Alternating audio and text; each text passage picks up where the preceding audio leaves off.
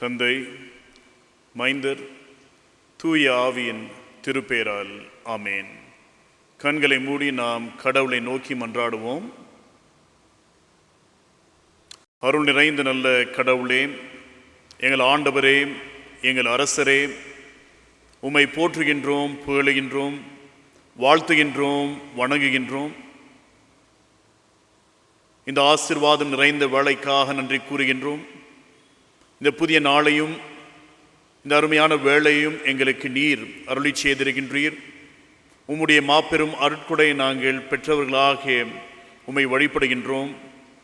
இந்த வழிபாட்டு நேரத்தையும் எங்களுக்கு ஆசீர்வாதமாக தந்திருக்கின்றீர்.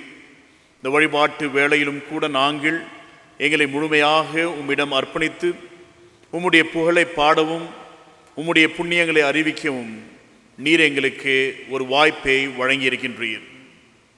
இந்த வழிபாட்டின் நேரத்திலும் கூட எங்கள் சிந்தனையை ஒருமுகப்படுத்தி எங்களை முழுமையாக தாழ்த்தி உம்மிடம் எங்களை ஒப்படைக்க உம்முடைய மகிமையான வெளிப்பாடுகளை காண்பதற்கான ஒரு நிலைக்கு நாங்கள் வர நீரை அருள் புரிய வேண்டும் என்று விண்ணப்பம் செய்கின்றோம். இந்த வழிபாட்டு முழுவதிலும் உம்முடைய மகிமையான செயல்முறைகளையும் அனைத்து விதமான வல்லமையான வெளிப்பாடுகளையும் நாங்கள் காண நீரே எங்களை ஏவி அருள வேண்டும் என்று விண்ணப்பம் செய்கின்றோம். இந்த வழிபாட்டின் வழியாக எங்களை சந்தித்து எங்களோடு உரையாடி உறவாடி உம்முடைய உண்மைகளை எங்களுக்கு உணர்த்த வேண்டும் என்று விண்ணப்பம் செய்கின்றோம். நீரே எங்களோடு இருந்து இந்த வழிபாட்டின் வழியாக எங்களோடு இணைந்து செயல்பட வேண்டும் என்று மீட்பர் இயேசுவின் வழியாக கேட்கிறோம். எங்கள் ஜீவனுள்ள நல்ல கடவுளே, ஆமேன். இந்த வழிபாட்டிற்கு ஆரம்பமாக பாமாலைகளில் 44ஆம் பாடலை நாம் பாடுவோமாக. உன்னதமான கர்த்தரே என்ற பாடலை நாம் அனைவரும் இணைந்து பாடுவோமாக.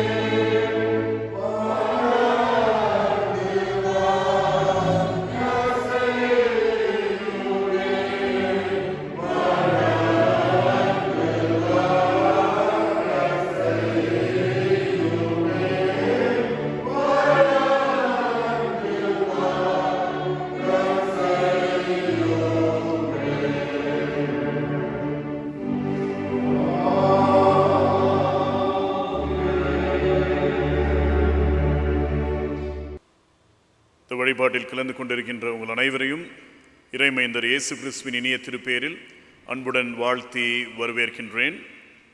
இந்த வழிபாடு 3ஆம் வழிபாட்டு முறைமையை பின்பற்றி நடைபெறும். இறை வழிபாட்டு நூலில் 94ஆம் பக்கம் எண் 94. கடவுளை தொடுவோம். கர்த்தரின் வாசல்களில் நன்றி அறிதலோடும் அவர் பிரகாரங்களில் துதியோடும் பிரவேசியுங்கள். அவருக்கு நன்றி செலுத்தி அவர் நாமத்தை தோற்றியுங்கள். கர்த்தர் நல்லவர், அவர் கிருபை என்றென்றும், அவர் உண்மை தலைமுறை தலைமுறைக்கும் உள்ளது. நம்மை உண்டாக்கின கர்த்தருக்கு முன்பாக நாம் பணிந்து குனிந்து முழங்காற்படியிட கடவோம். வாருங்கள். அவர் நம்முடைய கடவுள், நாம் அவர் மேய்ச்சலின் ஜனமும் அவர் கைக்குள்ளான ஆடுகளுமாம். கர்த்தருடைய பர்வதத்தில் ஏறுபவன் யார்? அவருடைய பரிசுத்த ஸ்தலத்தில் நிற்பவன் யார்? சுத்தமுள்ள கைகளும் மாசற்ற இருதயம் உடையவனாய் வீணானதை பற்றி கொள்ளாமலும் கபடாய் ஆணையிடாமலும் இருக்கிறவனே. நமது கடவுளாகிய ஆண்டவருக்கோ மிகுந்த இரக்கமும் மன்னிப்பும் உரியது. நாம் அவருக்கு விரோதமாய் துரோகம் செய்தோம். நமது கடவுளாகிய கர்த்தரின் சொல்லுக்கு செவி கொடாமற் போனோம். தமது ஊழியராகிய தீர்க்கதரிசிகளை கொண்டு அவர் நமக்கு முன்பாக வைத்த அவருடைய பிரமாணங்களின்படி நாம் நடக்கவில்லை. கடவுளுக்கு ஏற்கும் பலிகள் நைந்த ஆவிதான். கடவுளே, நைந்தும் நொறுங்குண்டதுமான இருதயத்தை நீர் புறக்கணீர். வருந்தி உழைத்து பாரம் சுமக்கிறவர்களே, நீங்கள் எல்லாரும் என்னிடத்தில் வாருங்கள், நான் உங்களுக்கு இளைப்பாறுதல் தருவேன். நான் எழுந்து என் தகப்பனிடத்திற்கு போய், தகப்பனே, பரத்துக்கு விரோதமாகும் உமது பார்வையிலும் பாவம் செய்தேன் என்பேன். என் கன்மலையும் என் மீட்பெருமாகிய கர்த்தாவே, என் வாயின் வார்த்தைகளும் என் இருதயத்தின் தியானமும் உமது சமூகத்தில் பிரீதியாயிருப்பதாக. ஆமேன். ஜெபம் செய்வோம்.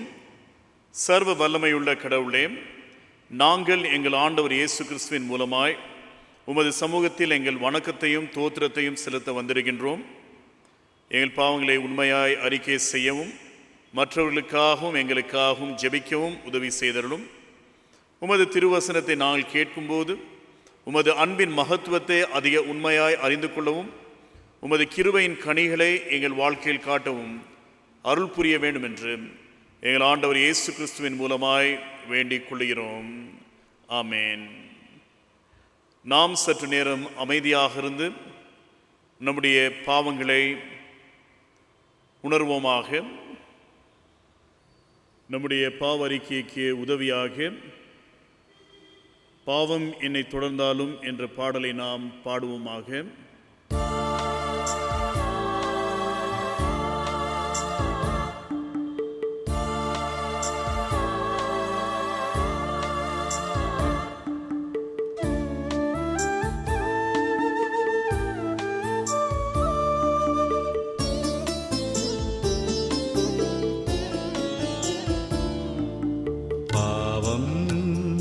என்னை தொடர்ந்தாலும் இயேசுதேவா உம்மை மறவேனே.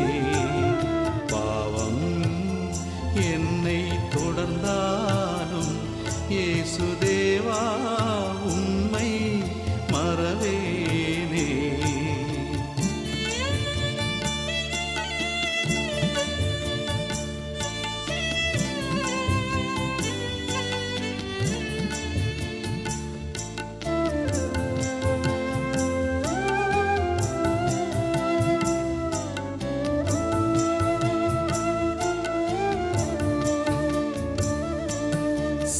பாவம் நினைத்து நான் அழுகின்றேன், அதை செய்யாமல் இருந்திட பலமும் இல்லை. பாவம் நினைத்து நான் அழுகின்றேன், அதை செய்யாமல் இருந்திட பலமும் இல்லை. மெய்யாகவும் துணை வேண்டுமையா,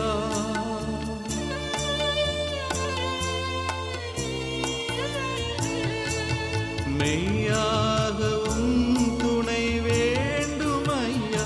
எந்த ஐயா நின் பிள்ளை நான்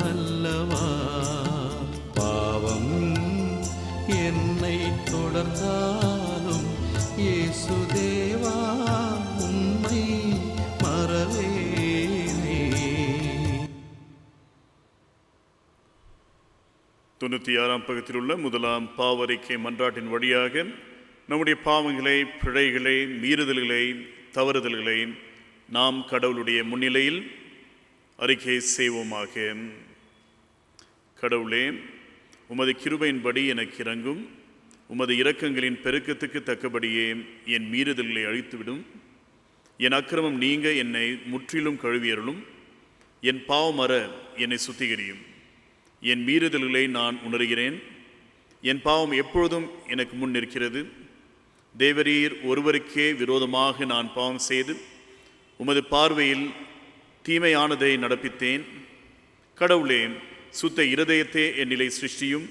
நிலைவரமான ஆவியை என் உள்ளத்திலே புதுப்பியும். உமது இரட்சணிய சந்தோஷத்தை திரும்பவும் எனக்கு தாரும். உற்சாகமான ஆவி என்னை தாங்கும்படி செய்யும். ஆண்டவர் அருளுகின்ற பாவ மன்னிப்பின் உறுதியை நாம் பெற்றுக்கொள்வோமாக. இரக்கமுள்ள ஆண்டவரே, உம்மிடத்தில் விசுவாசமாக இருக்கிற ஜனமாகிய நாங்கள் சகல பாவங்களும் அற சுத்திகரிக்கப்படுவதற்கும் அமைதலான மனத்தோடே உமக்கு ஊழியம் செய்வதற்கும் எங்களுக்கு பாவ மன்னிப்பையும் சமாதானத்தையும் அருளிச் செய்ய வேண்டும் என்று எங்கள் கர்த்தராகிய இயேசு கிறிஸ்துவின் மூலமாய் வேண்டிக் கொள்கிறோம். ஆமேன். திருமறை பாடங்கள் இந்த நேரத்தில் வாசிக்கப்படும். முதலாம் பாடமாக 1 சாமுவேல் 22ஆம் அதிகாரம் வசனங்கள் 12 தொடங்கி 23 முடிய. வாசிக்க வேண்டிய முதலாம் வேத பாடம் 1 சாமுவேல் 22ஆம் அதிகாரம் வசனங்கள் 12 முதல் 23 வசனங்கள் முடிய. 1 சாமுவேல் 22ஆம் அதிகாரம் வசனங்கள் 12 முதல் 23 முடிய. அப்பொழுது சவுல், அகிதூபின் குமாரனே கேள் என்று சொல்ல, அவன், இதோ இருக்கிறேன் என் ஆண்டவனே என்றான். அப்பொழுது சவுல் அவனை நோக்கி, நீயும் ஈசாயின் மகனும் எனக்கு விரோதமாய் கட்டுப்பாடு பண்ணி இந்நாளில் இருக்கிறபடி எனக்கு சதி பண்ண அவன் எனக்கு விரோதமாக எழும்பும்படிக்கு நீ அவனுக்கு அப்பமும் பட்டயமும் கொடுத்து தேவ சந்நிதியில் அவனுக்காக விசாரித்தது என்ன என்றான். அகிமெலேக் ராஜாவுக்கு பிரதியுத்தரமாக, உம்முடைய எல்லா ஊழியக்காரரிலும் தாவீதை போல ராஜாவுக்கு மருமகனும் உம்முடைய கட்டளைகளின்படி செய்கிறவனும் உம்முடைய வீட்டிலே கனம் உள்ளவனுமாய் இருக்கிற உண்மையுள்ளவன் யார்? இன்றைய தினம் அவனுக்காக தேவ சந்நிதியில் விசாரிக்க தொடங்கினேனோ அது எனக்கு தூரமாய் இருப்பதாக. ராஜா தம்முடைய அடியானாகிய என் மேலாகிலும் என் தகப்பன் வீட்டாரில் எவன் மேலாகிலும் குற்றம் சுமத்த வேண்டாம். உம்முடைய அடியான் இவைகளில் எல்லாம் ஒரு சிறிய காரியமாகிலும் பெரிய காரியமாகிலும் அறிந்திருந்ததில்லை என்றான். ராஜாவோ, அகிமெலேக்கே, நீயும் உன் தகப்பன் வீட்டார் அனைவரும் சாகவே சாக வேண்டும் என்றான். பின்பு ராஜா தன் அண்டையிலே நிற்கிற சேவகரை நோக்கி, நீங்கள் போய் கர்த்தருடைய ஆசாரியர்களை கொள்ளுங்கள். அவர்கள் கையும் தாவீதோடு இருக்கிறது. அவன் ஓடி போகிறதை அவர்கள் அறிந்திருந்தும் அதை எனக்கு வெளிப்படுத்தவில்லை என்றான். ராஜாவின் வேலைக்காரரோ கர்த்தருடைய ஆசாரியர்களை கொல்ல தங்கள் கைகளை நீட்ட சம்மதிக்கவில்லை. அப்பொழுது ராஜா தோவேக்கை நோக்கி, நீ போய் ஆசாரியர்களை கொன்று போடு என்றான். ஏதோமியனாகிய தோவேக்கு ஆசாரியர்கள் மேல் விழுந்து சணல் நூல் ஏபோத்தை தரித்திருக்கும் 85 பேரை அன்றைய தினம் கொன்றான். ஆசாரியர்களின் பட்டணமாகிய நோபிலும் உள்ள புருஷரையும் ஸ்திரீகளையும் பிள்ளைகளையும் குழந்தைகளையும் மாடுகளையும் கழுதைகளையும் ஆடுகளையும் பட்டய கருக்கினாலே வெட்டி போட்டான். அகிதூபின் குமாரனாகிய அகிமெலேக்கின் குமாரரில் அபியத்தார் என்னும் பேருள்ள ஒருவன் தப்பி தாவீது இருக்கும் புறம்பாக ஓடிப்போய் சவுல் கர்த்தருடைய ஆசாரியர்களை கொன்று போட்ட செய்தியை தாவீதுக்கு அறிவித்தான். அப்பொழுது தாவீது அபியத்தாரை பார்த்து, ஏதோமியனாகிய தோவேக்கு அங்கே இருந்தபடியினாலே அவன் எவ்விதத்திலும் சவுலுக்கு அதை அறிவிப்பான் என்று அன்றைய தினமே அறிந்திருந்தேன். உன் தகப்பன் வீட்டாராகிய எல்லாருடைய மரணத்துக்கும் காரணம் நானே. நீ என்னிடத்தில் இரு, பயப்பட வேண்டாம். என் பிராணனை வாங்க தேடுகிறவனே உன் பிராணனையும் வாங்க தேடுகிறான். நீ என் ஆதரவிலே இரு என்றான். வாசிக்க வேண்டிய முதலாம் வேத பாடம் வாசித்தாயிற்று.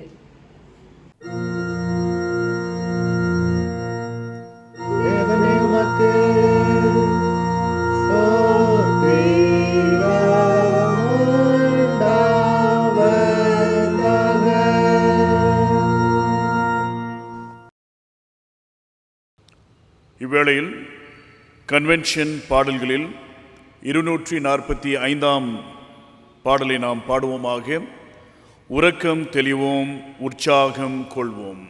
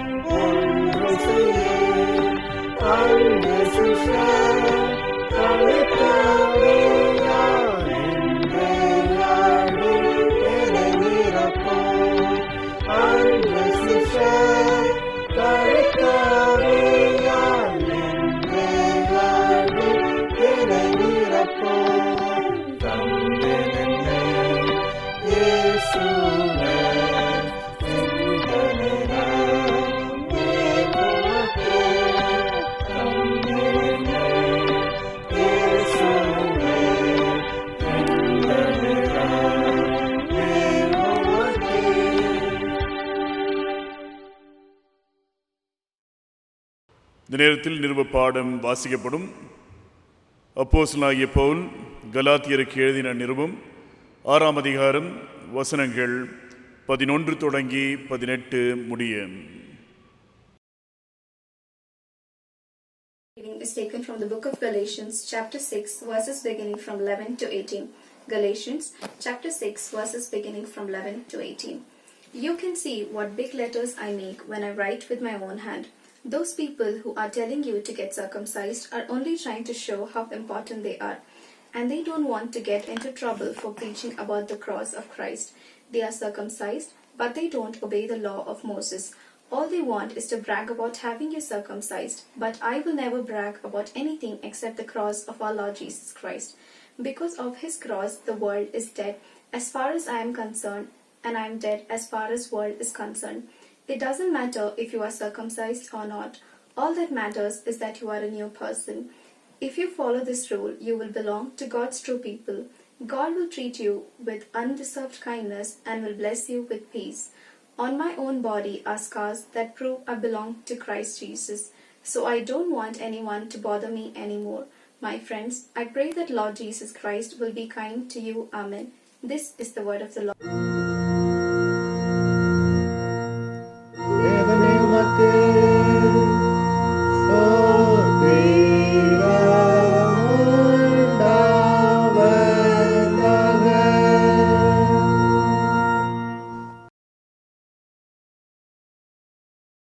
நற்செய்தி பாடமாக தூய யோவான் என்பவரால் எழுதப்பட்ட நற்செய்தி நூல் 21ஆம் அதிகாரம் வசனங்கள் 15 தொடங்கி 19 முடிய.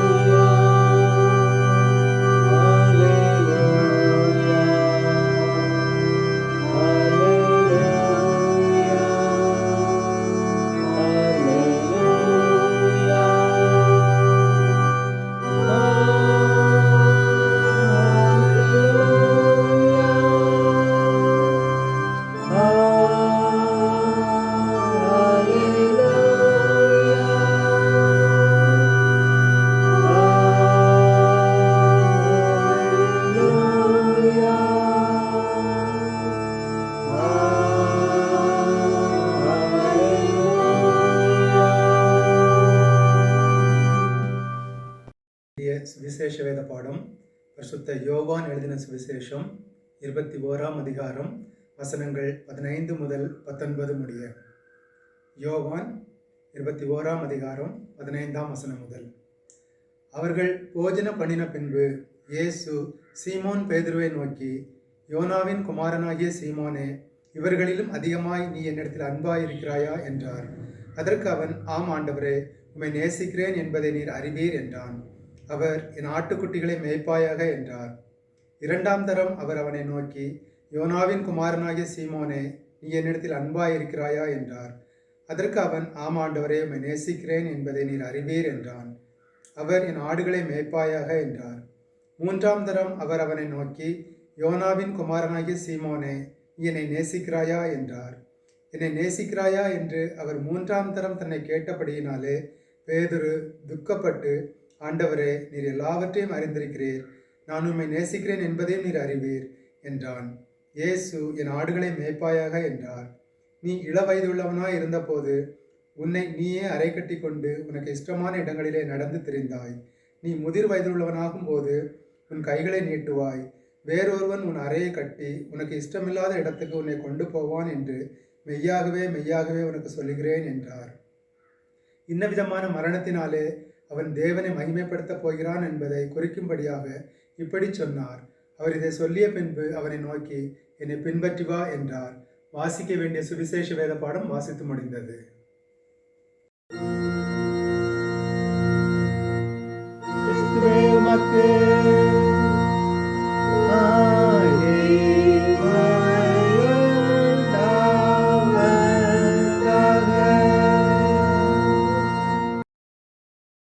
கீர்த்தனைகளில் 187ஆம் பாடலை நாம் பாடுவோமாக.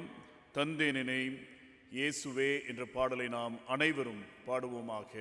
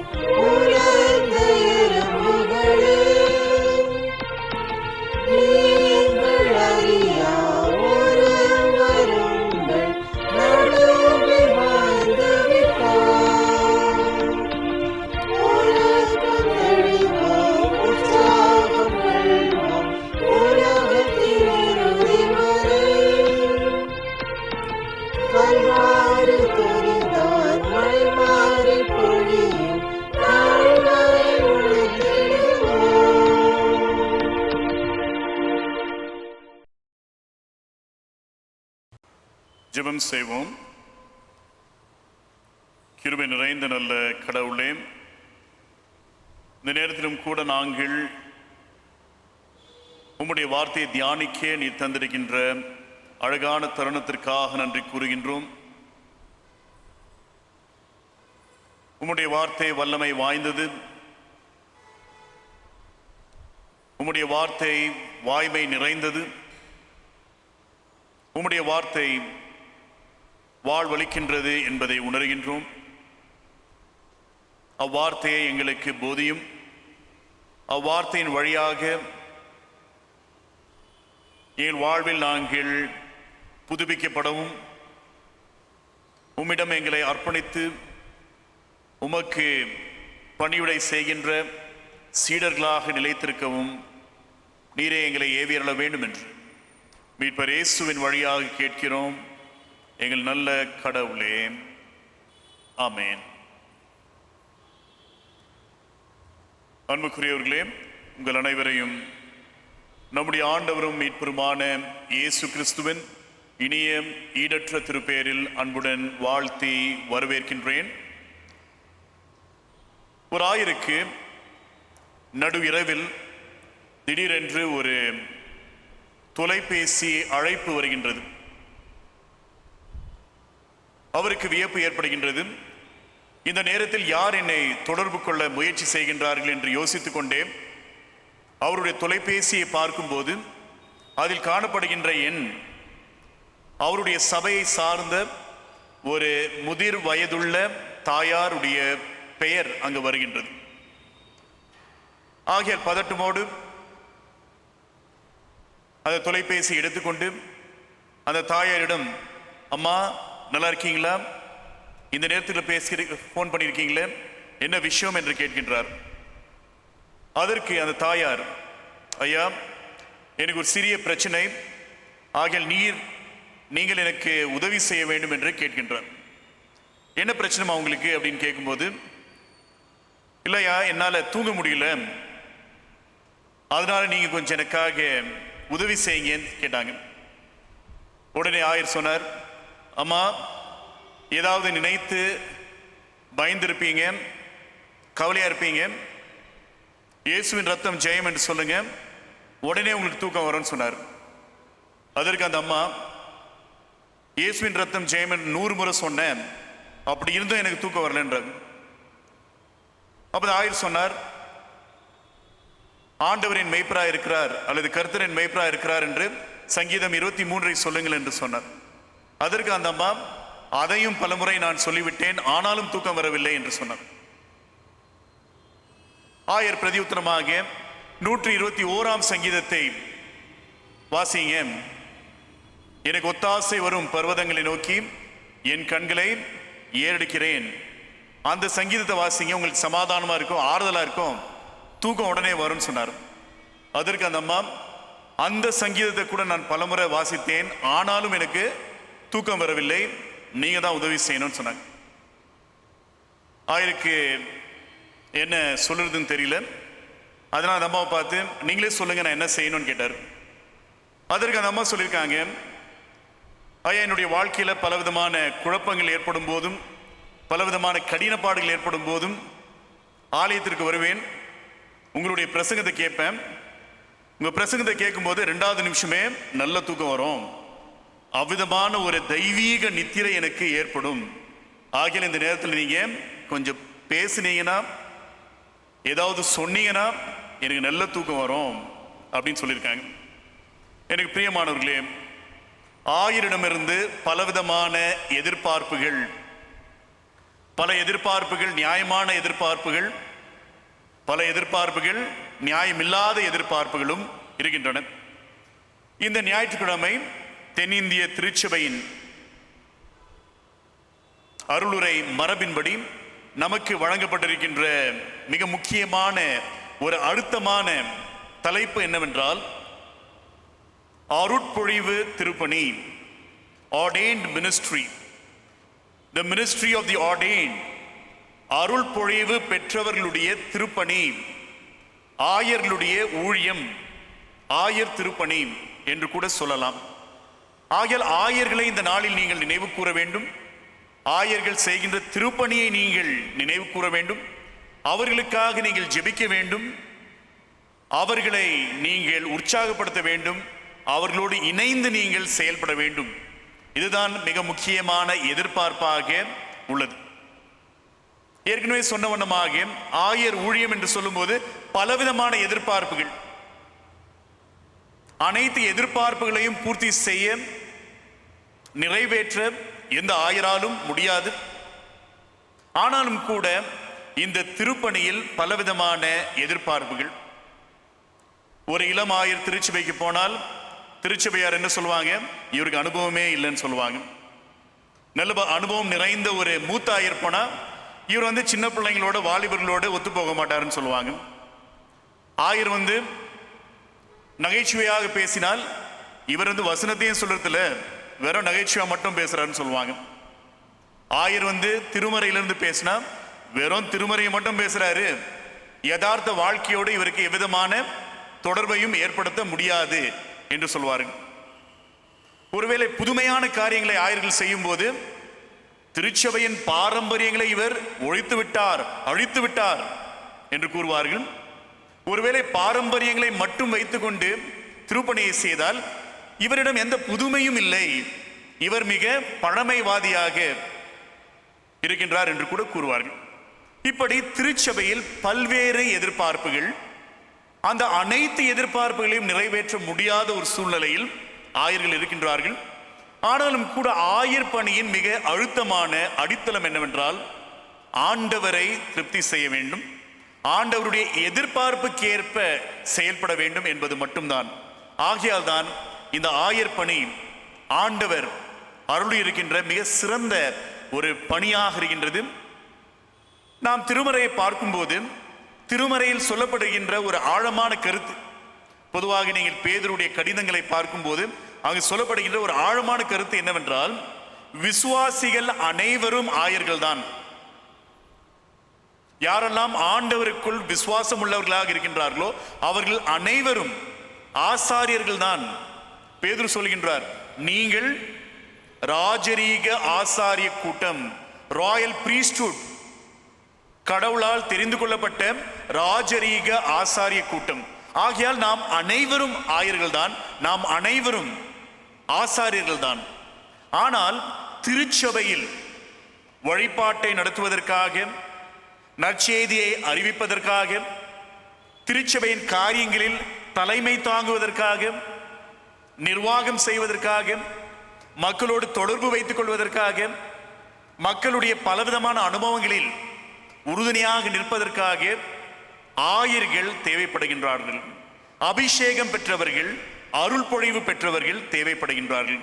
ஆகையால் தான் இந்த நாளிலும் கூட இந்த அருள் பொழிவு பெற்ற ஆயர்களை நினைவு கூறுகின்ற ஞாயிற்றுக்கிழமையாக இந்த நாளை நாம் அனுசரிக்கின்றோம். இந்த நாளிலும் கூட நம்முடைய தியானத்திற்காக 3 சிறப்பான திருமறை பகுதிகள் வழங்கப்பட்டன. அதிலும் கூட நம்முடைய கவனத்திற்காக நான் மையமாக எடுத்துக்கொண்டிருக்கின்ற திருமறை பகுதி நற்செய்தி பாடமாக வாசிக்கப்பட்ட யோவான் என்பவரால் எழுதப்பட்ட நற்செய்தி நூல் 21ஆம் அதிகாரம். அதில் காணப்படுகின்ற சில வசனங்கள் 16 to 19 வசனங்கள் ஒரு மிக முக்கியமான திருமறை பகுதி. ஆண்டவராகிய இயேசு கிறிஸ்து உயிர்த்தெழுந்த பிறகு தன்னுடைய சீடர்களை சந்திக்கின்ற ஒரு மிக முக்கியமான அனுபவத்தை கூறுகின்ற ஒரு பகுதி. ஆகையால் உயிர்த்தெழுந்த பிறகு ஆண்டவராகிய இயேசு கிறிஸ்து தன்னுடைய சீடர்களை சந்திக்க வருகின்றார். அந்த சீடர்களோடு உரையாடுகின்றார், உறவாடுகின்றார். அதுதான் இந்த திருமறை பகுதியில் காணப்படுகின்றது என்பதை நிச்சயமாக நம்மால் அறிந்து கொள்ள முடியும். ஒரு அழகான திருமறை பகுதி. அந்த 21ஆம் அதிகாரத்தை நீங்கள் பார்க்கும்போது ஆண்டவராகிய இயேசு கிறிஸ்து அங்கே அந்த கடற்கரையில் நின்று கொண்டு கடலில் மீன் பிடித்துக் கொண்டிருக்கின்ற தன்னுடைய சீடர்களை அழைத்து அவர்களோடு இணைந்து ஒரு காலை உணவில் பங்கேற்கின்றார். அந்த காலை உணவை அவர்களுக்காக அவர் தயார் செய்கின்றார். பொதுவாக நம்முடைய ஆன்மீகத்தில் நாம் the last supper, இறுதி இரவு உணவை நாம் அதிகமாக மையப்படுத்துகின்றோம். We place a lot of emphasis and we give a lot of importance to the last supper. ஆனால் இந்த யோவான் 21ஆம் அதிகாரத்தை பார்த்தீர்கள் என்றால் இங்கே there is a last breakfast. There is a last breakfast. கடைசியாக ஆண்டவராகிய இயேசு கிறிஸ்து தன்னுடைய சீடர்களோடு காலையில் பங்கேற்கின்ற ஒரு விருந்து அல்லது உணவு. It is a last breakfast that Jesus has with his disciples. ஆகிய அந்த சூழ்நிலையில் நடைபெறுகின்ற ஒரு உரையாடல். இயேசு கிறிஸ்து தன்னுடைய சீடர்களோடு மிக முக்கியமாக பேதுருவோடு அவர் பேசுகின்ற சில முக்கியமான காரியங்களை நாம் இங்கே பார்க்க முடிகின்றது. முதலாவதாக ஆயர் பணி என்று சொல்லும்போது ஆயர் பணி என்பது ஒரு அழைப்பு. Ordained ministry is a calling. ஆண்டவர் சிலரை தம்முடைய திருப்பணியை முழு நேரமாக செய்வதற்காக திருச்சபையின் ஒரு சூழலில் செய்வதற்காக அழைக்கின்றார். ஆகிய ordained ministry is always a calling. அருள் பொழிவு திருப்பணி என்பது எப்பொழுதுமே ஒரு அழைப்பாக உள்ளது. ஆகிய இந்த திருமறை பகுதியை நீங்கள் பார்க்கும்போது ஆண்டவராகிய இயேசு கிறிஸ்து மீண்டுமாக தன்னுடைய சீடர்களை அழைக்கின்றார், அவர்களை தேடுகின்றார், அவர்களை தேடி அவர்களை சந்திக்கின்ற ஆண்டவராக இருக்கின்றார். பல நேரங்களில் அந்த சீடர்கள் இயேசு கிறிஸ்துவை மறுதலித்திருந்தாலும் கூட, அவரை விட்டு ஓடி இருந்தாலும் கூட, அந்த விசுவாசத்தை விட்டு விலகி போயிருந்தாலும் கூட, இந்த இயேசு கிறிஸ்து அந்த சீடர்களை தேடி செல்கின்றவராக இருக்கின்றார், அவர்களை மீண்டுமாக அழைத்து கொண்டு வருகின்றவராக காணப்படுகின்றார். The initiative is always from God. The calling is always from God. அந்த இனிஷியேட்டிவை நாம் எடுக்க முடியாது, கடவுள் எடுக்கின்றார். அதை தான் நாம் இங்கே பார்க்கின்றோம். அந்த கடல் சூழலில் மிக அதிகமான கடினப்பாடுகளை சந்தித்துக் கொண்டு விரக்தியாக தோல்வி மனப்பான்மையோடு மிக விசனத்தோடு போராடி கொண்டிருக்கின்ற அந்த சீடர்களை இயேசு கிறிஸ்து சந்திக்கின்றார், அவர்களை ஆற்றல் படுத்துகின்றார், அவர்களுக்கு உற்சாகம் அளிக்கின்றார், அவர்களை மீண்டுமாக அழைக்கின்றார். என்னுடைய பணியை செய்வதற்காக நீங்கள் மீண்டுமாக உங்களை அர்ப்பணிக்க வேண்டும் என்று சொல்லி அவர்களுக்கு ஒரு அழைப்பை வழங்குகின்றவராக இருக்கின்றார். ஆண்டவர் அழைப்பு வழங்குகின்ற வேளையில் ஒரு மனிதருடைய ஆற்றலை அவர் மையமாக வைத்துக் கொள்வதில்லை. இவர் ஒரு மிக சிறந்த உரையாளர், இவர் மிக சிறந்த ஒரு ஞானி, இவர் மிக சிறந்த ஒரு பண்புடையவர், இவர் ஒரு மிக சிறந்த தைரியசாலி என்று நினைத்துக் கொண்டு நம்முடைய பண்புகளை பார்த்து நம்மை அழைக்கின்ற ஆண்டவர் அல்ல. அதற்கு மாறாக சாதாரணமானவர்களை அழைக்கின்ற ஆண்டவராக இருக்கின்றார். பல குறைபாடுகள், பல மீறுதல்கள் இந்த நபர்களுக்குள்ளாக இருந்தாலும் கூட அந்த நபர்களை இயேசு கிறிஸ்து அழைக்கின்றார் என்பதை நாம் இங்கே பார்க்க முடிகின்றது. ஆகிய இந்த சீடர்கள் இயேசு கிறிஸ்துவை மறுதலித்திருந்தாலும் கூட, அவரை விட்டு விலகி போயிருந்தாலும் கூட, மீண்டுமாக இந்த சீடர்களை இயேசு கிறிஸ்து அழைக்கின்றார். அவர்களுடைய திறமைகள், அவர்களுடைய ஆற்றல், அவர்களுடைய ஞானம், அவர்களுடைய பண்புகள் முக்கியம் அல்ல, அதற்கு மாறாக இயேசு கிறிஸ்து அவர்களை அழைக்கின்றார், அதுதான் முக்கியம். Jesus does not call the qualified, but he qualifies the called. யாரை அழைக்கின்றாரோ அவர்களை தகுதிப்படுத்துகின்றார், தகுதியுடையவர்களை அவர் அழைக்கின்றார் என்று நாம் கூற முடியாது. ஆகிய மிக சாதாரணமானவர்கள், எளிமையானவர்கள், அற்பமானவர்கள், குறைவானவர்கள், அவர்களை அழைத்து அவர்களை தகுதிப்படுத்துவதுதான் இந்த ஆயர் பணி. ஆகையால் தான் இயேசு கிறிஸ்து அழைப்பதை நாம் இங்கே பார்க்கின்றோம். மிக எளிமையானவர்களை அழைக்கின்றார், அவர்களுக்கு மறுபடியுமாக வாய்ப்புகளை அளிக்கின்றார். He gives them second chances. அவர்களுக்கு இன்னொரு வாய்ப்பை தருகின்றார். நீங்கள் கடந்த காலத்தில் எனக்கு விரோதமாக செயல்பட்டிருந்தாலும் கூட, என் கூட நிற்கவில்லை என்றாலும் கூட, நான் உங்களுக்கு இன்னொரு வாய்ப்பை அருளுகின்றேன் என்று சொல்லுகின்றார். The God of second chances. ஆகையால் அழைப்பு என்பது மிக அசாதாரணமான பணியை செய்வதற்காக சாதாரணமான நபர்களை தெரிந்து கொள்வதுதான். அதை தான் நாம் இங்கே பார்க்கின்றோம். இன்னொரு மிக முக்கியமான காரியம் என்னவென்றால், இந்த ஆயர் பணியை பார்க்கும்போது ஆயர் பணியில் காணப்படுகின்ற அழைப்பு என்பது ஆண்டவர் வழியாக வந்தாலும் கூட இறை மக்களுக்கும் அதில் ஒரு பங்கு இருக்கின்றது. அதை விளக்குவதற்காக ஒரு சிறிய நிகழ்வை உங்களுக்கு எடுத்து சொல்லலாம் என்று நினைக்கின்றேன். அப்போஸ்தலர் நடவடிக்கைகள் 6ஆம் அதிகாரம். இந்த அப்போஸ்தலர் நடவடிக்கைகள் 6ஆம் அதிகாரத்தை நீங்கள் பார்க்கும்போது ஆரம்ப கால திருச்சபையில் ஒரு நெருக்கடி ஏற்படுகின்றது. என்ன நெருக்கடி என்று பார்க்கும்போது, அங்கே இருக்கின்ற சில விதவைகள், ஆரம்ப கால திருச்சபையில் இருக்கின்ற சில விதவைகள் என்ன நினைக்கின்றார்கள் என்றால், திருச்சபையின் வழியாக அவர்களுக்கு கிடைக்கின்ற சலுகைகள், திருச்சபையின் வழியாக அவர்களுக்கு கிடைக்கின்ற சில முக்கியமான காரியங்கள் அவர்களுக்கு மறுக்கப்படுகின்றது என்று நினைக்கின்றார்கள். அவர்களுக்கு அது தரப்படவில்லை, அவர்களை உதாசீனப்படுத்தினார்கள் என்று நினைக்கின்றார்கள். அப்படிப்பட்ட ஒரு நெருக்கடி ஏற்படுகின்றது. அந்த நெருக்கடி ஏற்படும் போது அந்த 12 சீடர்கள் என்ன செய்கின்றார்கள் என்பதை நாம் சற்று ஆராய்ந்து பார்க்க வேண்டும். ஆகிய ஒரு நெருக்கடி ஏற்படுகின்றது. அந்த நெருக்கடியை தீர்ப்பதற்காக அந்த 12 சீடர்கள் என்ன செய்கின்றார்கள் என்பதை நிச்சயமாக நாம் அறிந்து கொள்ள வேண்டும். ஆகிய திருச்சபை பெருகி கொண்டிருக்கின்றது. அதிகமான விசுவாசிகள் இணைந்து கொண்டிருக்கின்றார்கள். அனைத்து மக்களுடைய அனைத்து தேவைகளையும் இந்த 12 சீடர்களால் நிறைவேற்ற முடியாது. அந்த நேரத்தில் இந்த 12 சீடர்களோடு இணைந்து செயல்படுவதற்கு இன்னும் சில நபர்கள் தேவைப்படுகின்றார்கள். ஆகையால் ஒரு 7 நபர்களை தெரிவு செய்ய வேண்டும் என்ற ஒரு முடிவு எடுக்கப்படுகின்றது. அந்த சூழ்நிலையில்தான் அந்த 12 சீடர்கள் சில காரியங்களை கூறுகின்றார்கள். 6ஆம் அதிகாரம் 3ஆம் வசனத்தை வாசிக்கலாம். ஆதலால் சகோதரரே, பரிசுத்த ஆவியும் ஞானமும் நிறைந்து நற்சாட்சி பெற்றிருக்கிற 7 பேரை உங்களில் தெரிந்து கொள்ளுங்கள்.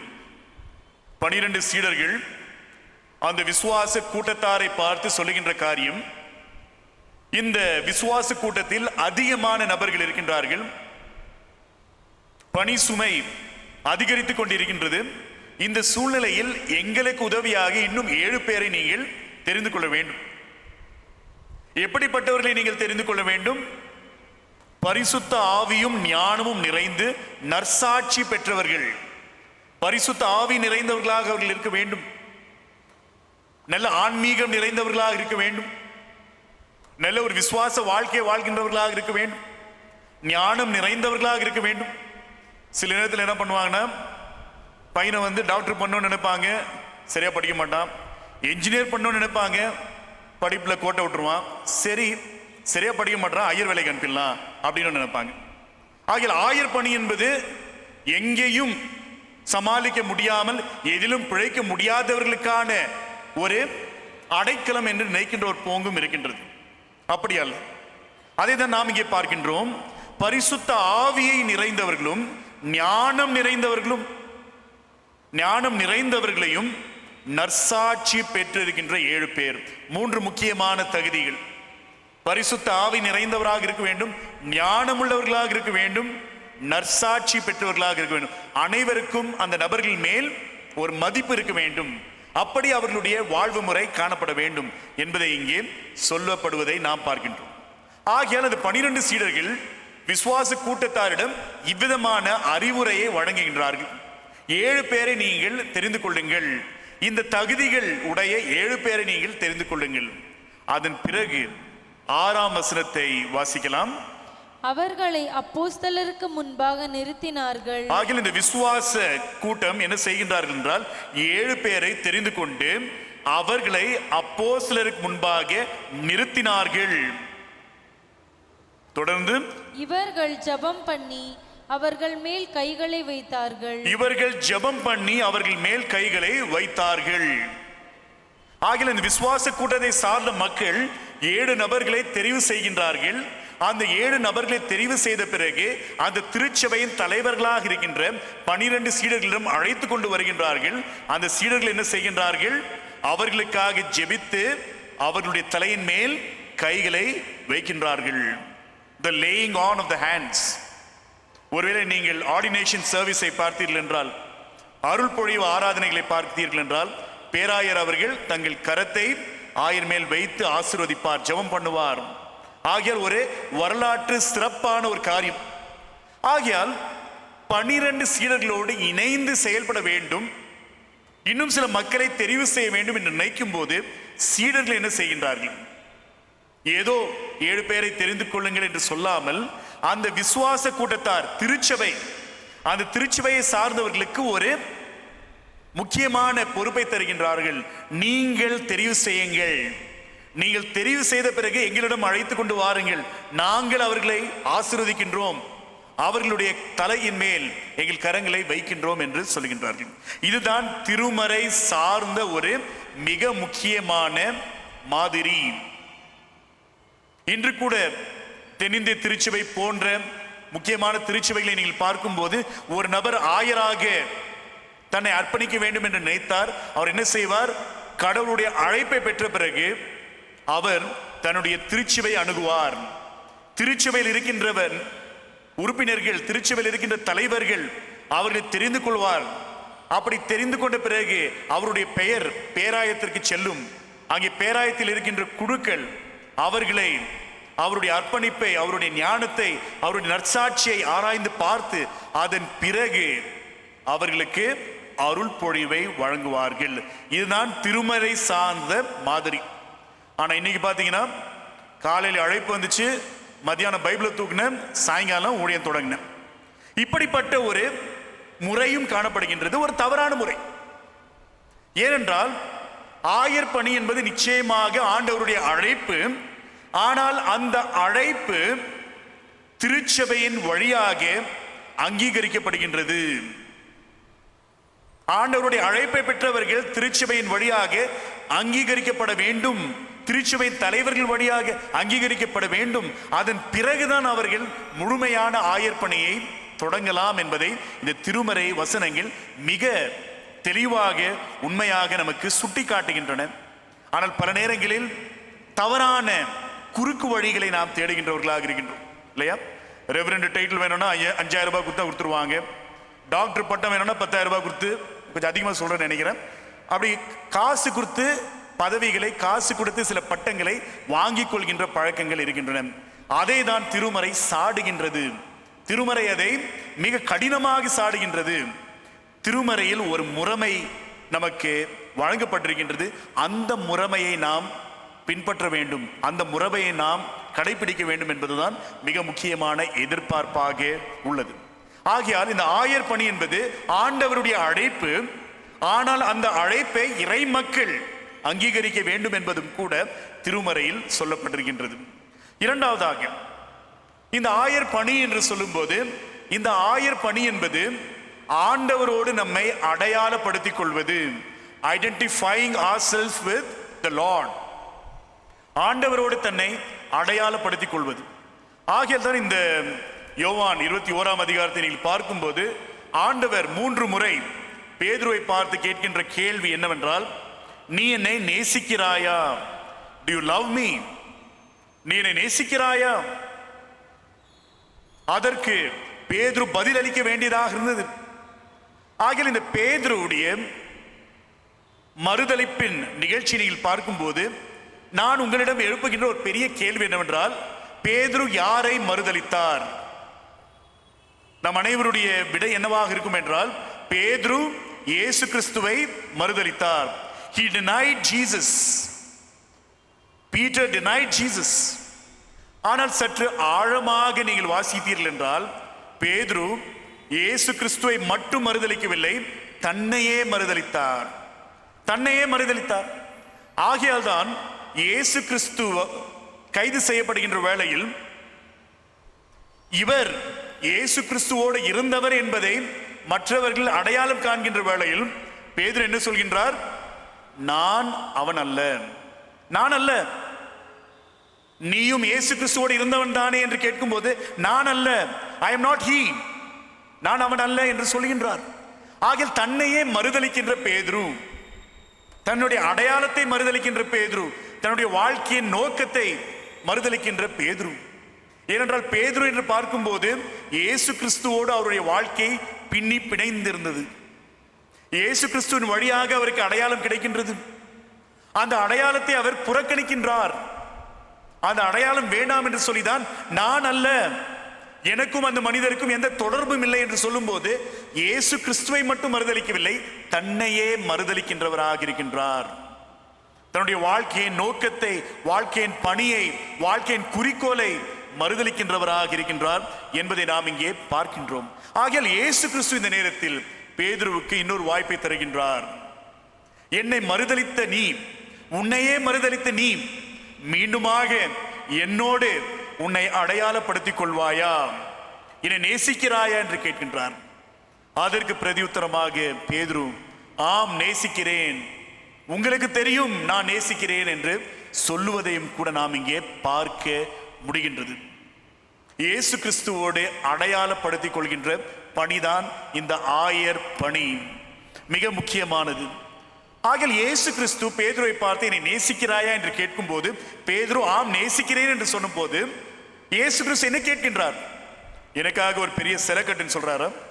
நல்ல ஒரு அழகான சிலை கட்டுன்னு சொல்றாரா? இல்லைன்னா எனக்கு ஒரு 10,000 பேங்க் பேலன்ஸ் போட்டுன்னு சொல்றாரா? இல்லைன்னா திருச்சபையில் எனக்கு மட்டும் தனியாக ஒரு ரூம் கட்டி கொடுன்னு கேட்கிறாரா?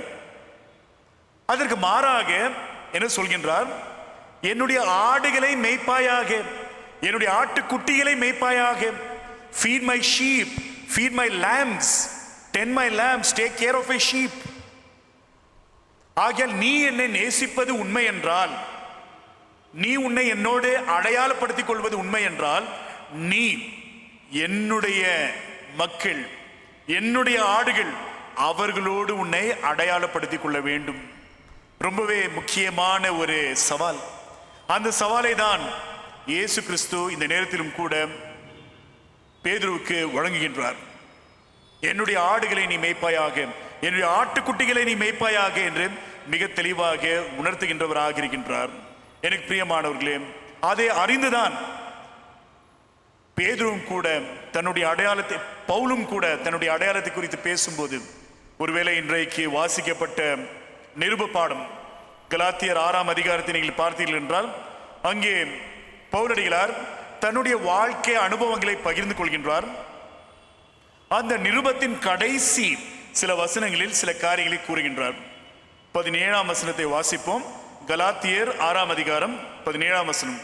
இனிமேல் ஒருவனும் எனக்கு வருத்தம் உண்டாகாதிருப்பானாக, கர்த்தராகிய இயேசுவினுடைய அச்சடையாளங்களை கர்த்தராகிய இயேசு கிறிஸ்துவினுடைய அச்சடையாளங்களை நான் என் சரீரத்திலே தரித்து கொண்டிருக்கிறேன். I carry the wounds of Christ branded on me.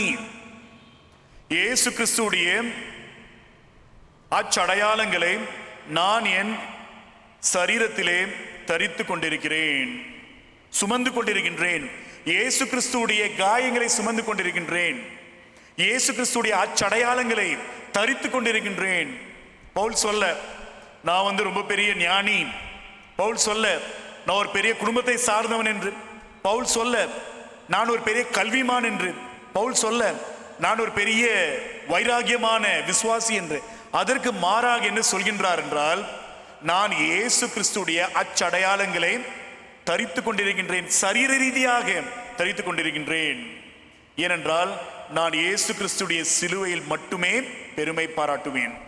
ஒருவேளை அதற்கு முன்பாக இருக்கின்ற வசனங்களை வாசித்தீர்கள் என்றால், அங்கே போல் சொல்கின்றார், I will boast only in the cross of Jesus Christ. இயேசு கிறிஸ்துவுடைய சிலுவையில் மட்டுமே நான் பெருமை பாராட்டுவேன், வேற எந்த காரியத்திலும் நான் பெருமை பாராட்ட மாட்டேன் என்று சொல்லுகின்றார். எனக்கு பிரியமானவர்களே, ஆயர் பணி என்று சொல்லும்போது, அந்த ஆயர் பணியில் ஆயர்கள் ஆண்டவரோடு தங்களை அடையாளப்படுத்திக் கொள்ள வேண்டும். அதே நேரத்தில் ஆண்டவருடைய மக்களோடு, ஆண்டவருடைய ஆடுகளோடு தங்களை அடையாளப்படுத்திக் கொள்ள வேண்டும். This identification is very important. Identification with the Creator and identification with God's creation. And that is what pastoral ministry is all about. கடைசியாக ஒரு காரியத்தை சொல்லி முடிக்கலாம் என்று நினைக்கின்றேன். அது யோவான் 21ஆம் அதிகாரம், அதில் காணப்படுகின்ற ஒரு வசனத்தை உங்களுக்காக வாசிக்கின்றேன். யோவான் 21ஆம் அதிகாரம் 18ஆம் வசனம். நீ இள வயதுள்ளவனாய் இருந்தபோது உன்னை நீயே அரை கட்டி கொண்டு உனக்கு இஷ்டமான இடங்களிலே நடந்து திரிந்தாய். நீ முதிர் வயதுள்ளவனாகும் போது உன் கைகளை நீட்டுவாய். வேறொருவன் உன் அறையை கட்டி உனக்கு இஷ்டமில்லாத உனக்கு இஷ்டமில்லாத இடத்துக்கு உன்னை கொண்டு போவான் என்று மெய்யாகவே உங்களுக்கு சொல்லுகிறேன் என்றார். தொடர்ந்து வாசிங்க. இன்ன விதமான மரணத்தினாலே அவன் தேவனை மகிமைப்படுத்த போகிறான் என்பதை. போதும். ஆகையால் இயேசு கிறிஸ்து பேதுருவை குறித்து பேசும்போது பேதுருவை அழைக்கின்றார். பேதுரு தன்னோடு தன்னுடைய இறைமக்களோடு அடையாளப்படுத்திக் கொள்ள வேண்டும் என்று அழைக்கின்றார். தொடர்ந்து பேதுருவிடம் இயேசு கிறிஸ்து செய்கின்ற இன்னொரு மிக முக்கியமான காரியம் என்ன என்று பார்க்கும்போது, பேதுருக்கு முன்பாக ஒரு பெரிய அறைக்கூலை வைக்கின்றார். ஆகிய ஆயர் பணி என்பது ஒரு அழைப்பு. ஆயர் பணியில் நாம் ஆண்டவரோடு நம்மை அடையாளப்படுத்திக் கொள்ள வேண்டும். மிக முக்கியமாக ஆயர் பணியில் அறைக்குவல் இருக்கின்றது. It is not a ministry of comfort, it is not a ministry of luxury, but it is a ministry of challenge. It's a very challenging ministry. ஒரு அறைக்குவலான ஊழியம். ஆகியால் தான் பேதுருவை பார்த்து சொல்கின்றார், உனக்கு பிடிக்காத இடத்திற்கு உன்னை கொண்டு போவார்கள். You will have to suffer. பலவிதமான துன்பங்களை, இன்னல்களை, பாடுகளை நீ சந்திக்க வேண்டியதாக இருக்கும். பலவிதமான கடின பாடுகளை நீ அனுபவிக்க வேண்டியதாக இருக்கும் என்று பேதுருவை பார்த்து இயேசு கிறிஸ்து கூறுகின்றார். அதை தெளிவாக நாம் இங்கே பார்க்க முடிகின்றது. எனக்கு பிரியமானவர்களே, ஆயர் பணி என்று சொல்லும்போது சலுகையின் பலவிதமான சலுகைகளை, பலவிதமான ஆடம்பரங்களை, பலவிதமான வசதிகளை மட்டும் அனுபவிக்கின்ற ஒரு ஊழியமாக அல்லாமல் அந்த ஊழியம் பலவிதமான அறைக்குவல்களை சந்திக்கின்ற ஊழியமாக இருக்கின்றன. பலவிதமான கடினப்பாடுகளை சந்திக்கின்ற ஊழியமாக இருக்கின்றது என்பதை நிச்சயமாக நம்மால் அறிந்து கொள்ள முடிகின்றது. பழைய ஏற்பாட்டு பகுதி கூட 1 சாமுவேல் 22ஆம் அதிகாரத்தை நாம் இன்று வாசித்தோம். அங்கே கூட நீங்கள் பார்க்கும்போது ஒரு ஆசாரியர் அங்கே இருக்கின்றார். அகிமெலேக் என்பது அவருடைய பெயர். இந்த அகிமெலேக் என்ற ஆசாரியர் என்ன செய்கின்றார் என்பதை அந்த அதிகாரத்தில் நம்மால் பார்க்க முடிகின்றது. தாவீது சவுலுக்கு எதிராக இருக்கின்றார் என்று சவுல் நினைத்து கொண்டு எப்படியாவது தாவீதை கொலை செய்ய வேண்டும் என்று முயற்சி செய்கின்ற வேளையில் தாவீது தன்னுடைய உயிருக்காக ஓடிக்கொண்டிருக்கின்ற வேளையில் அவர் இந்த அகிமெலேக் என்ற ஆசாரியரை சந்திக்கின்றார். அந்த ஆசாரியரிடத்தில் அவருடைய தேவையை சொல்லுகின்றார். அந்த ஆசாரியர் அவருக்கு உணவை வழங்குகின்றார். ஆண்டவருக்காக வைத்திருந்த அப்பத்தை அவருக்கு வழங்குகின்றார். ஆகையால் அவருடைய தேவையை பூர்த்தி செய்கின்ற அந்த ஆசாரியர் அவருக்கு ஒரு வாளையும் வழங்குகின்றார். கோலியாத் வைத்திருந்த அந்த வாளையும் தாவீதுக்கு வழங்குகின்றார் தன்னுடைய பாதுகாப்புக்காக. அது மட்டுமல்லாமல் கடவுளிடத்தில் தாவீதுக்காக முறையிடுகின்றவராக, கடவுளுடைய விருப்பத்தை தாவீதுக்கு சொல்லுகின்றவராகவும் இருக்கின்றார். இதன் நிமித்தமாக, தாவீதுக்கு உதவி செய்தது நிமித்தமாக சவுலுக்கு அகிமெலேக்கின் மேல் கோபம் ஏற்படுகின்றது. ஒரு தீராத சினம் ஏற்படுகின்றது. ஆகையால் தான் சவுல் என்ன செய்கின்றார்? அந்த அகிமெலேக்கை கொலை செய்வதை நாம் அங்கே பார்க்கின்றோம். 1 சாமுவேல் 22ஆம் அதிகாரம் 17ஆம் வசனத்தை நாம் வாசிக்கலாம். 1 சாமுவேல் 22ஆம் அதிகாரம் 17ஆம் வசனம்.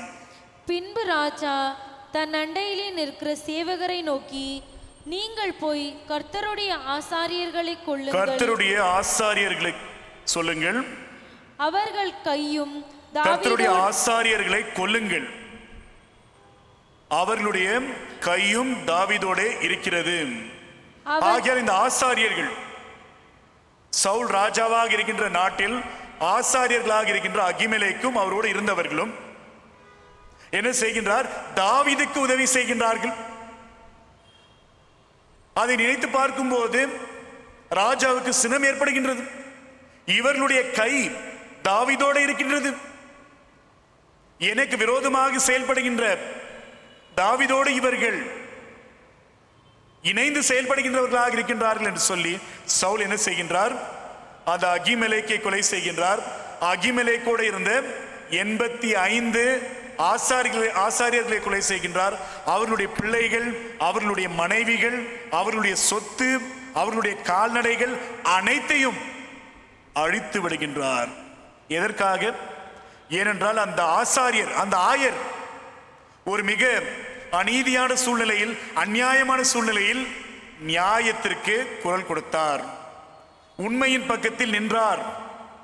தாவீதின் பக்கம் நியாயம் இருக்கின்றது, தாவீதின் பக்கத்தில் உண்மை இருக்கின்றது என்று சொல்லி அந்த உண்மையின் பக்கத்தில் நின்றதின் விளைவாக அவர் தன்னுடைய வாழ்க்கையை மட்டுமல்லாமல் தன்னை சூழ்ந்திருக்கின்ற பலருடைய வாழ்க்கையும் இழக்க வேண்டிய சூழ்நிலை ஏற்படுகின்றது. ஆகிய ஆயர் பணி என்று சொல்லும்போது அந்த ஆயர் பணியில் நாம் என்ன செய்கின்றவர்களாக இருக்கின்றோம் என்றால் உண்மைக்காக நிற்க வேண்டியவர்களாக எதிர்பார்க்கப்படுகின்றோம். ஆயர் பணி என்று சொல்லும்போது உண்மைக்காக நிற்கின்ற ஒரு பணியாக காணப்படுகின்றது. அதுதான் அகிமெலேக்குடைய வாழ்க்கையில் நாம் பார்க்கின்றோம். அதுதான் பேதுருடைய வாழ்க்கையில் நாம் பார்க்கின்றோம். இயேசு கிறிஸ்துவுக்காக, அவருடைய நற்செய்திக்காக, உண்மைக்காக தன்னுடைய வாழ்க்கையை துறந்தவர்களாக இவர்கள் இருக்கின்றார்கள் என்பதை கூட நாம் சற்று ஆராய்ந்து பார்க்க வேண்டியவர்களாக இருக்கின்றோம். ஏனென்றால் பல நேரங்களில் நம்முடைய ஆயர் பணி எப்படி இருக்கின்றது என்றால், எல்லா நேரத்திலும் மக்களை உற்சாகப்படுத்த வேண்டும் இல்லைங்களா? எப்போ பார்த்தாலும் உற்சாகப்படுத்தி கொண்டே இருக்க வேண்டும். நீங்கள் பெரியவர், வல்லவர், நல்லவர்னு சொல்லினே இருக்கணும். அப்போதான் மக்களுக்கு பிடிக்கும், அப்போதான் ஆயிரம் நல்லா பழைக்க முடியும். அப்படிப்பட்ட ஒரு ஊழியத்தை நாம் செய்ய அழைக்கப்பட்டிருக்கின்றோமா? எல்லா நேரங்களிலும் கூட உற்சாகப்படுத்த வேண்டும், அது மட்டும்தான் இந்த ஊழியத்தின் குறிக்கோளா? இல்லை என்றால் சில நேரத்தில் உசுப்பேத்துற ஊழியம் இல்லைங்களா? நாம் எதிர்பார்க்கிற வசனம் என்ன? உன்னை பெரிய ஜாதி ஆக்குவேன், உன்னை வாளாகாம தலாக்குவேன். இப்படி எப்பவுமே நம்மளை உசுப்பேத்துற மாதிரி வசனங்களை நமக்காக நாம் தேடிக்கொள்கின்றோம். அதே ஆயர் நமக்கு போதிக்க வேண்டும் என்ற எதிர்பார்ப்பு நமக்குள்ளாக இருக்கின்றது. ஆனால் ஆயர் பணி என்பது எப்பொழுதும் உற்சாகப்படுத்துகின்ற பணி மட்டுமல்ல. உற்சாகப்படுத்த வேண்டும், மிக அவசியம்தான். ஆனால் எப்பொழுதும் உற்சாகப்படுத்துகின்ற பணி மட்டுமல்ல, எப்பொழுதும் உசுப்பேற்ற பணி மட்டுமல்ல. அதற்கு மாறாக ஆயர் பணி என்பது உண்மையை உணர்த்துகின்ற பணி. உண்மையை உணர்த்துகின்ற பணி. இது சரி, இது தவறு என்பதை காண்பிக்கின்ற பணி, தவறுகளை சுட்டி காட்டுகின்ற பணி, அநீதியான காரியங்களை கண்டிக்கின்ற பணி. அதை தான் நாம் திருமறையில் பார்க்க இயல்கின்றது. எனக்கு பிரியமானவர்களே, இந்த நாளிலும் கூட மிக முக்கியமான ஒரு தலைப்பை நாம் சிந்தித்துக் கொண்டிருக்கின்றோம். தலைப்பின் கீழ் சிந்தித்துக் கொண்டிருக்கின்றோம். மிக முக்கியமாக திருச்சபையில் ஆயர் பணியை நினைவு கூர்ந்து, நம்முடைய திருச்சபையில் மட்டுமல்லாமல் உலகம் எங்கும் இருக்கின்ற திருச்சபை பணியில் ஈடுபடுகின்ற அனைத்து அருள் பொழிவு பெற்ற திருப்பணியாளர்களுக்காக நாம் ஜெபித்துக் கொண்டிருக்கின்றோம். ஆகையால் இந்த அருள் பொழிவு திருப்பணி என்பது அழைப்பின் பணி, ஆண்டவரோடு நம்மை அடையாளப்படுத்திக் கொள்கின்ற பணி. மிக முக்கியமாக ஆண்டவர் வழங்குகின்ற அறைக்குவலை ஏற்று நடக்கின்ற பணியாக இருக்கின்றது. கடவுள் தாமே உங்கள் அனைவரையும் ஆசீர்வதித்து வழி நடத்துவாராக. ஆமேன்.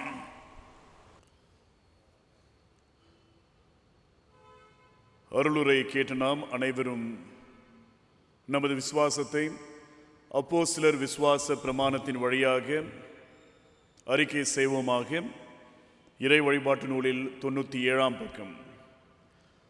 வானத்தையும் பூமியையும் படைத்து சர்வ வல்லமையுள்ள பிதாவாகிய தேவனை விசுவாசிக்கிறேன். அவருடைய ஒரே குமாரனாகிய நம்முடைய நாதர் இயேசு கிறிஸ்துவையும் விசுவாசிக்கிறேன். அவர் பரிசுத்த ஆவியினாலே கன்னி மரியாளிடத்தில் உற்பவித்து பிறந்தார். பொந்தியு பிலாத்துவின் காலத்தில் பாடுபட்டு சிலுவையில் அறையுண்டு மரித்து அடக்கம் பண்ணப்பட்டு பாதாளத்தில் இறங்கினார். 3ஆம் நாள் மரித்தோர் இடத்திலிருந்து எழுந்தருளினார். பரமண்டலத்திற்கேறி சர்வ வல்லமையுள்ள பிதாவாகிய தேவனுடைய வலது பார்சத்தில் வீற்றிருக்கிறார். அவ்விடத்திலிருந்து உயிருள்ளோரையும் மரித்தோரையும் நியாயம் தீர்க்க வருவார்.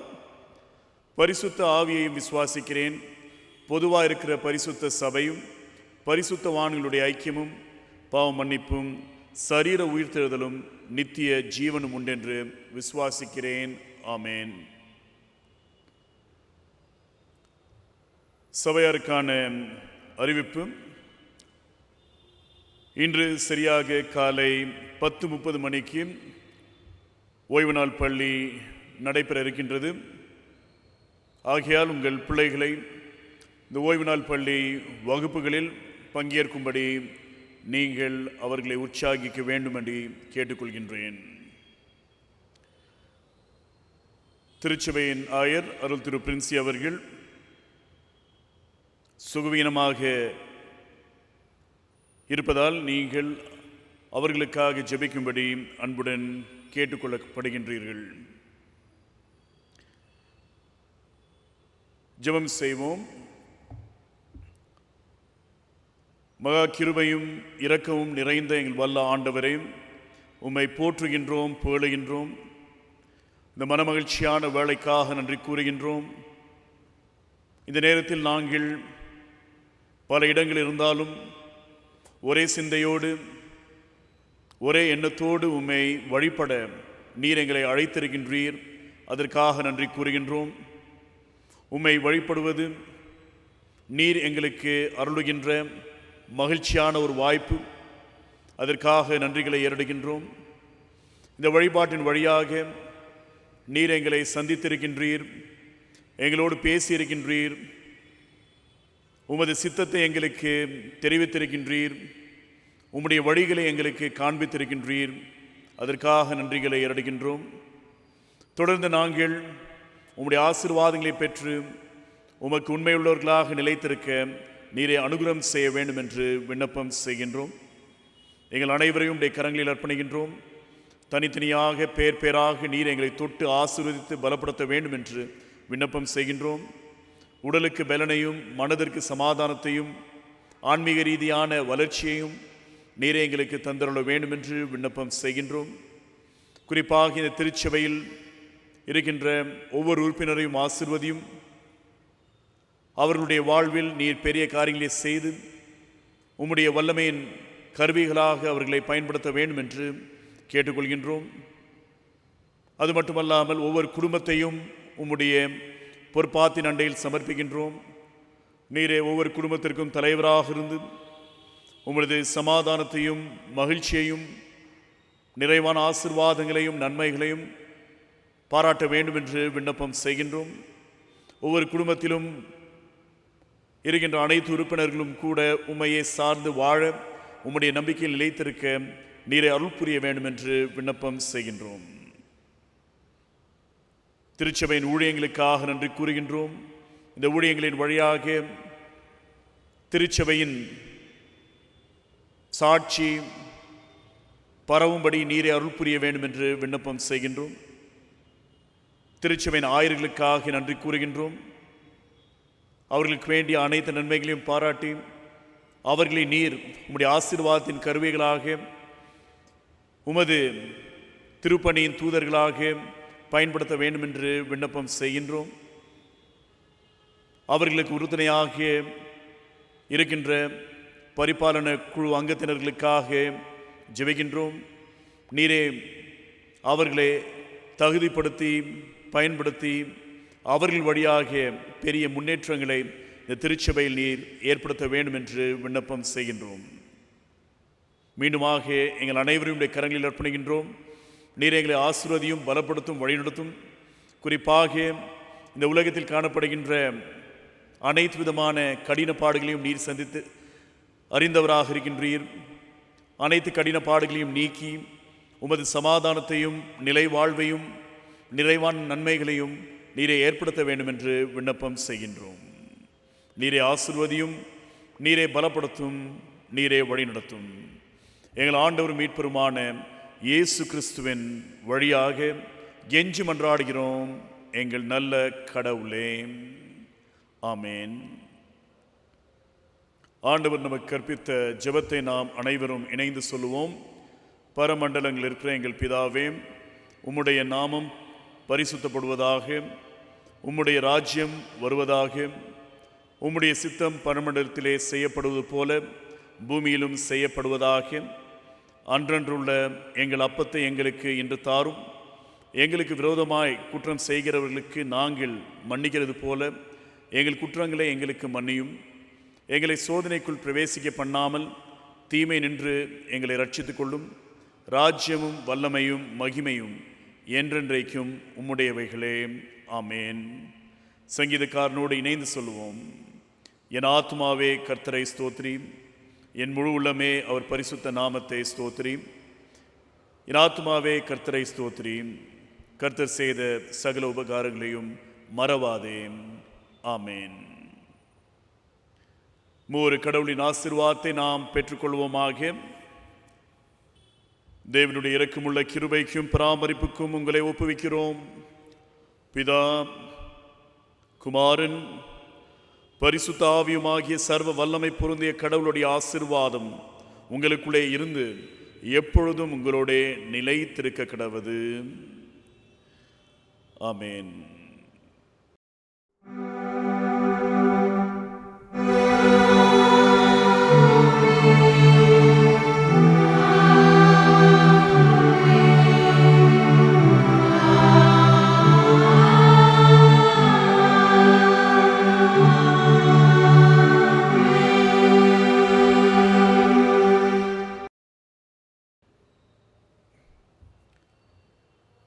வழிபாட்டிற்கு நிறைவாக பாமாலைகளில் 200ஆம் பாடலை பாடுவோமாக.